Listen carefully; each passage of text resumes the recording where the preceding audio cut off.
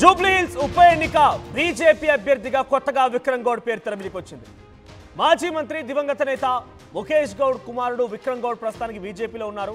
బీజేపీలో చాలా చురుగ్గా యువ నాయకుడిగా కొనసాగుతున్నారు ఆయన. అయితే ఇప్పటికే కాంగ్రెస్ పార్టీ బీసీ అభ్యర్థిని తెరమీద తీసుకొచ్చి బీసీ అభ్యర్థికి టికెట్ ఖరారు చేయడంతో అటు బీజేపీ కూడా బీసీ సెంటిమెంట్ ని ఉపయోగించుకోవాలనుకుంటోంది. అందుకే విక్రమ్ గౌడ్ పేరు తెరమీద తీసుకొచ్చారు. సో జూబ్లీహిల్స్ నుంచి బీజేపీ విక్రమ్ గౌడ్ కూడా టికెట్ ఆశిస్తున్నట్టు తెలుస్తోంది. బీజేపీ హైకమాండ్తో పాటు రాష్ట్ర నేతలతో కూడా విక్రమ్ గౌడ్ టచ్లోకి వెళ్లారట.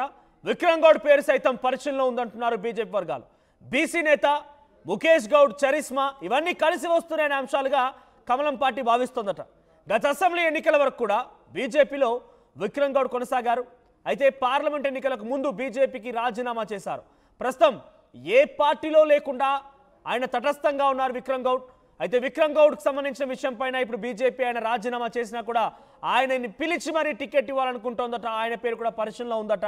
ఆయనకు టికెట్ ఇవ్వడంతో ముఖేష్ గౌడ్ చరిస్మా అటువైపుగా బీసీ అనేటువంటి సెంటిమెంట్ అన్నీ కలిసి వస్తాయనే భావనలో బీజేపీ పార్టీ కమలం పార్టీ భావిస్తోందట. విక్రమ్ గౌడ్ కూడా అధిష్టానం పెద్దలతో రాష్ట్ర నేతలతో కూడా మంత్రాలు కొనసాగిస్తున్నట్టు తెలుస్తోంది.